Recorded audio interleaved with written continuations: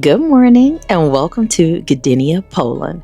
I want to set the tone for today. Right now, we are not checking boxes. There is no list, there is no pressure to see everything or photograph every corner. Today is intentional, today is slow, and honestly, that is exactly how we need to show up.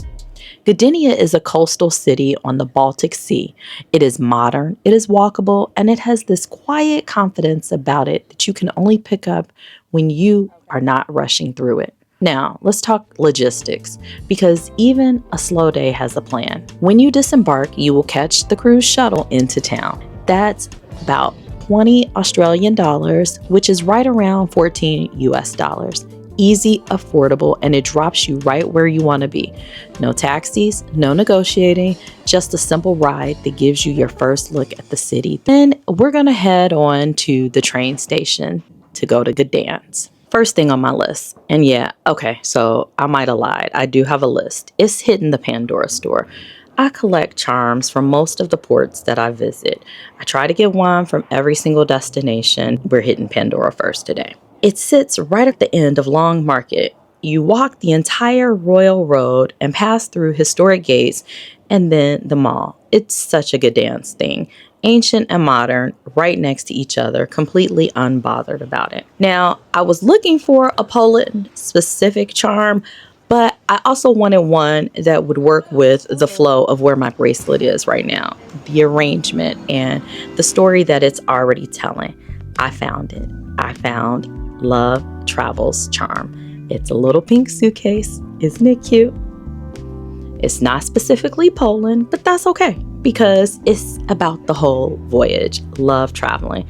Me, loving myself enough to actually go, to actually show up to my own life in a new way.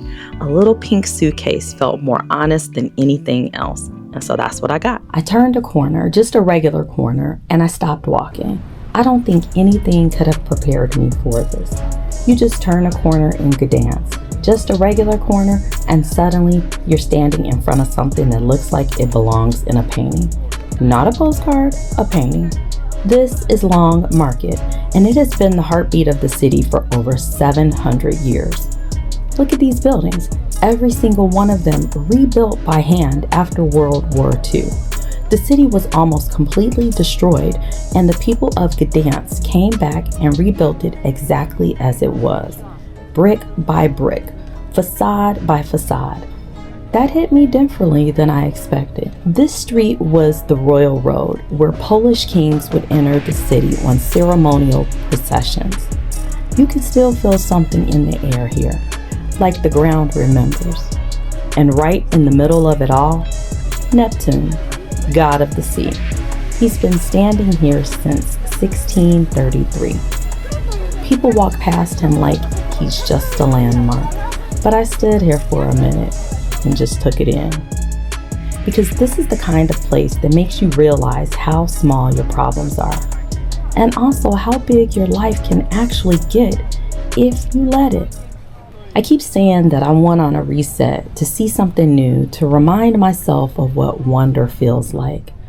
Long Market delivered today. I kept walking, and somewhere between Neptune and the end of Long Market, I turned down a side street I almost missed entirely. Mariacka Street. I didn't plan to end up here. I just followed a cobblestone and a feeling. This street runs from St. Mary's Church all the way down to the waterfront, and almost every single building along it is an amber shop. Galleries, workshops, basement boutiques lit up golden from the inside. The amber in the windows catches the light in a way that makes it look less like jewelry and more like something alive. They call amber Baltic gold here. I'm in love with the Baltic region in Europe. Never expected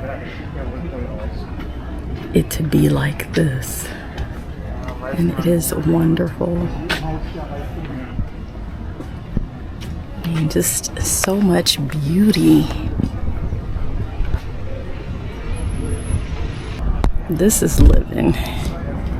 These cobblestone streets everywhere.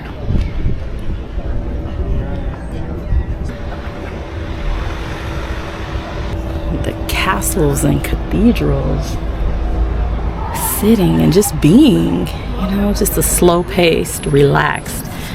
You don't have the hustle and bustle of the New World. Definitely a place to come back to. A place to just take it all in, really just explore, sit by the water, people watch the scenery.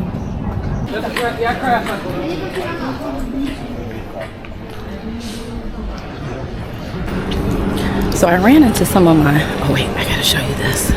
Look at this. So pretty. How gorgeous. I ran into some other solo travelers and they had pierogies. Oh, look at this. I was headed to go get one, but I might not now. Excuse me licking my fingers, but look at this here. I wonder, this might be where they got them from. They said it was right up the street.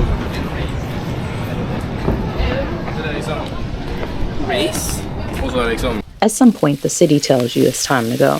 Not in a way that feels like leaving, more like you got what you came for. The streets have given you what they had, and the train is waiting. And I also don't want to get left by the ship. 30 minutes back to Gdynia, same route, different feeling. You always see a place differently on the return. Going in, you're looking for something. Coming back, you're carrying it. I sat by the window and let Poland move past me and just thought about what kind of day this had been. A slow one, an intentional one, exactly what I said it was going to be this morning before I even stepped off the ship. I called it and it delivered. Now, I want to be honest with you.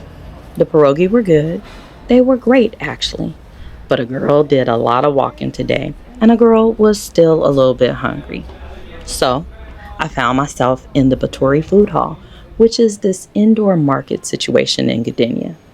And I walked around, trying to make a decision like a reasonable adult. There were options, good options probably, but my brain was full of solidarity memorials and cobblestones and amber light and Neptune's face, and it was just not capable of a complex food choice.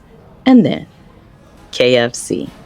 Listen, before you say anything, I also tried KFC in South Africa on this trip, and I need you to understand that this is the same restaurant.